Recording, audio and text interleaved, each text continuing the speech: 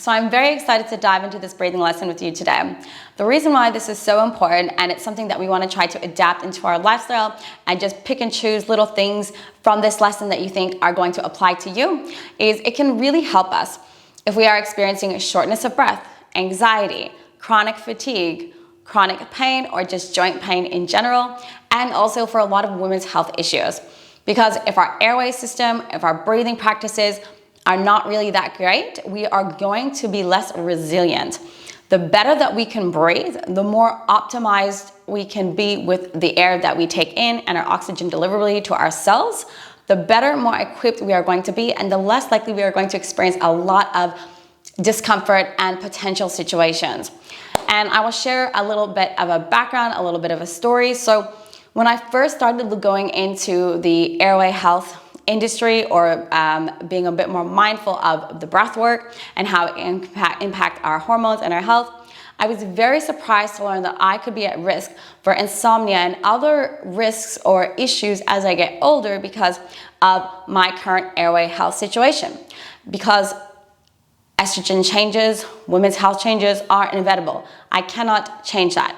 However, what I can do is I can optimize my body, my posture, and my smooth muscles, the deep airway muscles inside from the deeper parts of here that you can't really see, but they're there. I can optimize them to be stronger. And if they are stronger, I'm less likely to experience a lot of symptoms. Additionally, why I also love to focus on posture, alignment, and our overall fascial health. For our pelvic region, our breath goes all the way down. And when things are not tense, or when things are flowing nicely, we are less likely to have a lot of women's health issues as well. So everything really is full circle. It is connected, and sometimes we can forget this, or we sometimes don't really realize the importance of it. And while yes, some people might have some restrictions or limitations due to their structure and their body, maybe from injuries or just very young development that was a particular way, and so it's impacted them into adulthood. But that does not mean that we cannot make a great change or great improvement from where you currently are. So if you feel that you are currently maybe at the bottom, or you're quite low on a scale of 1 to 10 in terms of 10 feeling great, there is a huge potential. Even if you just could feel 50% better, it is worth it. So I'm going to share with you a few things that might seem really funny, but we are going to apply this now. The first thing is yawning. I was a very chronic yawner. I would just be yawning non-stop. It was very weird. People thought I was very rude, but I was just trying to get air. I obviously could not breathe very well. So part of my breathing routine and part of the breathing exercises I give my clients is to be mindful of how you are yawning. First step, cover your mouth. Then try seeing if you can keep your lips sealed when you yawn. This is going to be troublesome a little bit at first, and you're going to maybe feel a bit shaky with those lips, which is totally normal. But what this is going to do is it's going to encourage you to use your nose more, because when you're yawning and your mouth is open, you're actually taking in more air than you need. And again, that's just going to end us up into this vicious cycle of always needing to take more air in to feel better. And we want to encourage our body to actually reduce air. And by reducing air, we're actually increasing our oxygen levels. So really important when you're yawning and you're tired and you need to get oxygen, trying to yawn with your lips sealed is a really good strategy. And this is hard in the beginning, but I promise it does become a lot easier. And after maybe a few years of doing this on myself, I now sometimes do it like 50% lip sealed when I yawn and 50% yawn with my mouth open. And as I look back, I am a lot better with my overall air consumption. I don't yawn nearly as much. So even if I do yawn with my mouth open, it's not a very chronic yawn. I think maybe over this past year, there was maybe like 1 or 2 weekends where I was really tired and I was just yawning a lot. But other than that, I was constantly yawning so much in my regular routine as I look back from years. So just knowing that is pretty exciting. Now I'm going to challenge you to catch yourself when you're yawning. Start first by covering your mouth when you're not, And then the second thing, keep the lips sealed and just, I might even yawn now talking about it. Keep those lips sealed like I just did. And then just breathe in and out through the nose. You might even feel your ears pop or make some noises. It'll be great. The second thing that we're going to do is reading out loud, or also you can practice it when you're speaking. Taking pauses and breathing in through the nose. If you are any bit like me, you might be excited. You might like to talk a lot. So you might sometimes say more words than you can really, realize. And as a result of that, you just overtake in air with your mouth open and you never really catch a breath.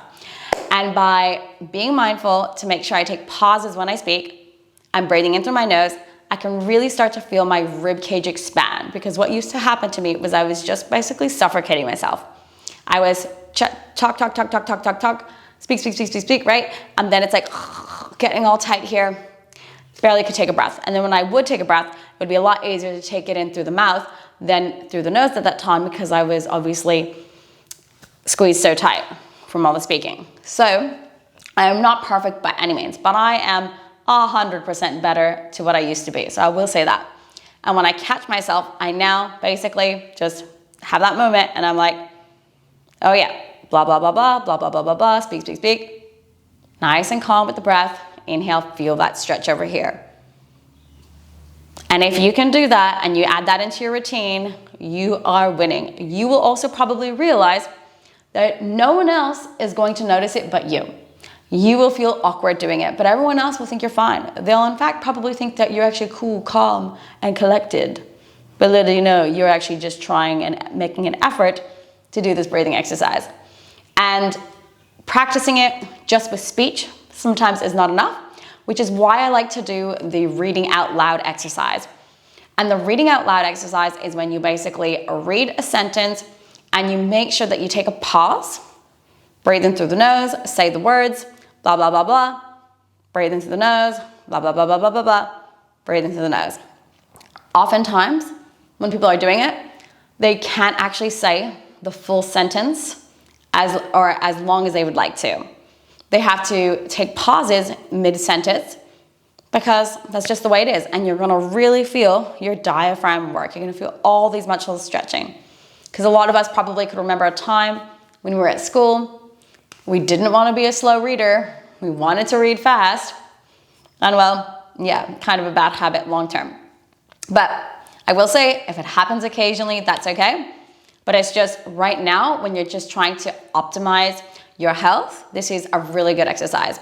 And it's something that I do occasionally. Sometimes I will have to go back to it and then I'm good. And then I go back to it and then I'm good. Or sometimes I might talk a mile a minute and then I catch myself and I'm like, oh yeah, okay.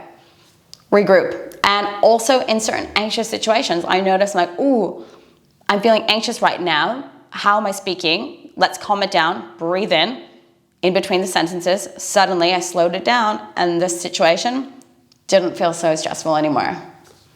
So the last thing we're gonna do is the control pause with the light breathing exercise.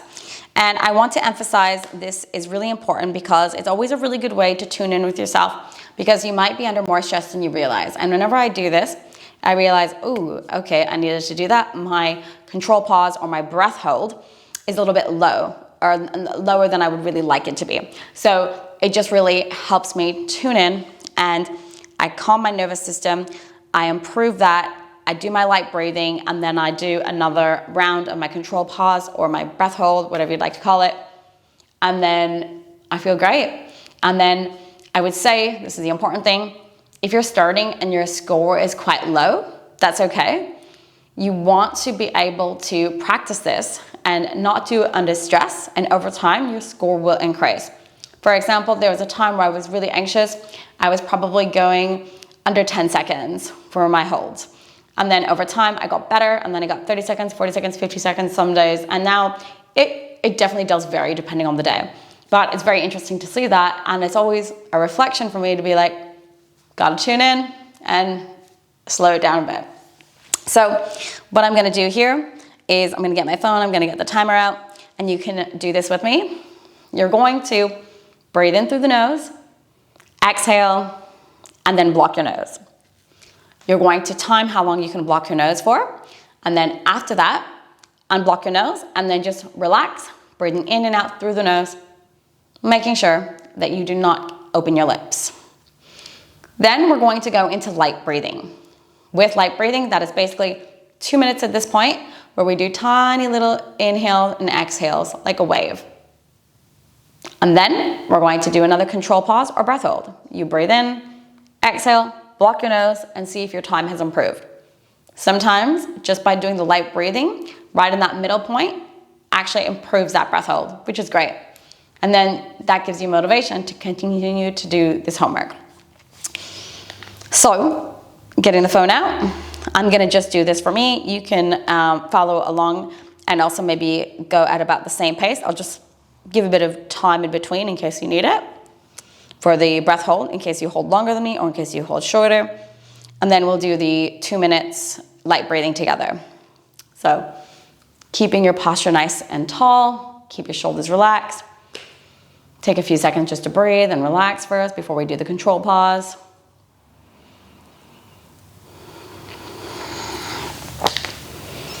And then I'm gonna get ready.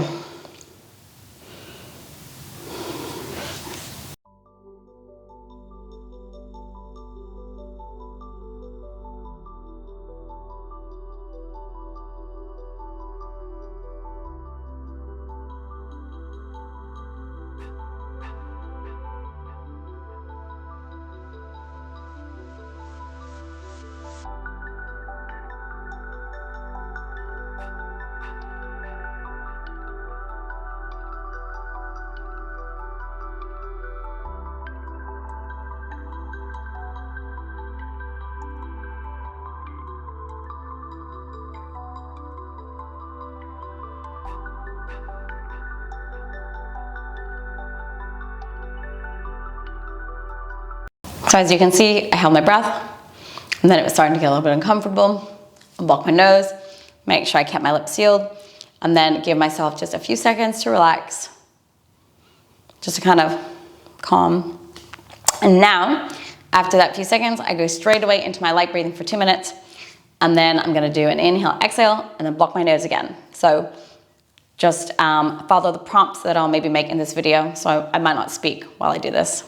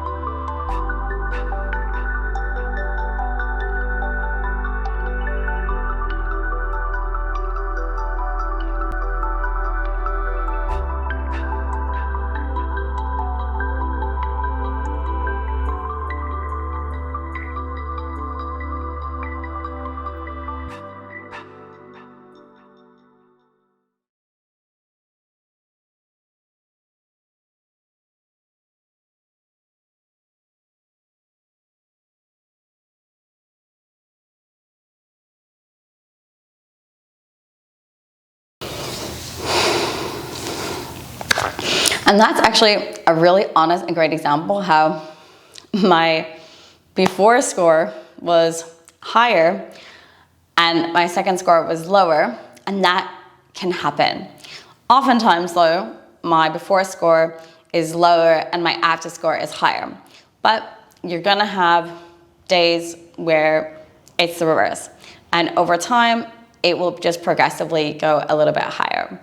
So what I would do in this case, if I was just having my own breathwork session, I would then say, okay, I need to just increase the length of time for my light breathing right now, maybe calm myself down a little bit more. Obviously, me being on video and recording all of this is a little bit more stressful for my body than if I was completely relaxed by myself. But there is many times that this has happened. So then what I do is I just take a few more minutes, a few more light breathings, and then my score goes up in the next round, or sometimes the next round after that. I have sometimes done maybe 3 to 4 sets in a row, depending on how I'm feeling, depending on my motivation that day. So I want to share with you that that is something that you can do. But generally after maybe 3 rounds, that's more than enough. And even if you only do 2 rounds, that's still great. Go you for at least giving that a try. And then the recommendation for this would be for you to try it in the morning and in the evening. See how you feel between those 2 times. If you know that you are really anxious, if you know that you have sleeping problems, snoring, you might actually want to do this midday as well.